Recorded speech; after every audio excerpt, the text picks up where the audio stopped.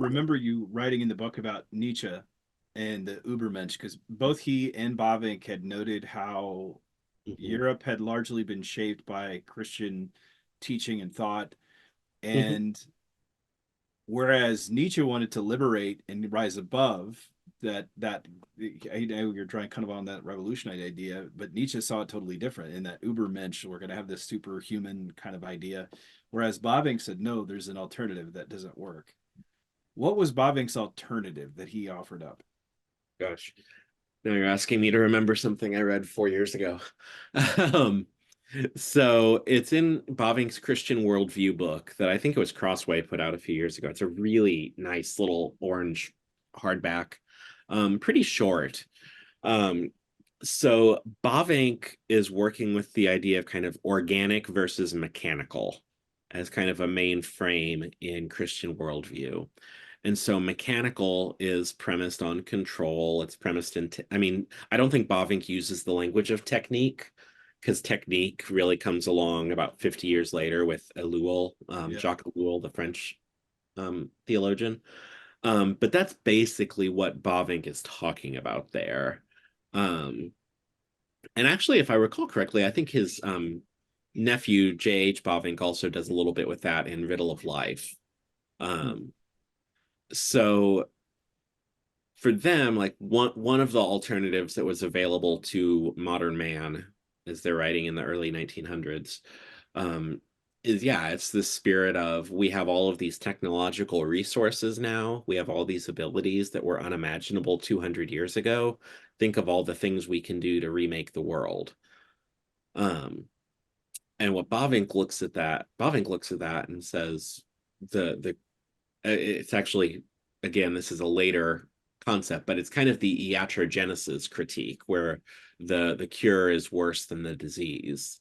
And so he looks at it and says, well, but the world isn't a machine. People are not technicians. We live in an organic relationship with the world as created beings in the world. Um, and if we just go around uprooting everything around us in the pursuit of progress and accomplishment, we're going to do a great deal of harm. Like I remember there's a passage in Eglinton's bio of Bavinck, which is a wonderful book, by the way, just astonishing research. Some of the details that Professor Eglinton works in are just in, the amount of like as a former history major who did 100-page thesis, I like appreciate the amount of work that he had to do, which is so far beyond anything I ever did. Um, but he had this passage in there where Bavinck, who I think was a member of parliament at the time, actually, was speaking about colonialism. And he was fearful because he was of the view that what the Dutch are going to bring to our colonial holdings in Africa and Asia is actually more free trade and markets than Christianity. And in doing that, we are going to obliterate ways of living that have shaped the life of those places for centuries. And if all we give them in exchange is capitalism, that's going to be devastating for everyone because capitalism is not enough to build a life around. And we're going to uproot everything that they've relied upon traditionally for meaning and identity and belonging. And at the end of it, we're going to say, great, now you can go be a capitalist or like a worker for the capitalist class. And that's not good enough. And so that was Bavinck's critique in like 1911.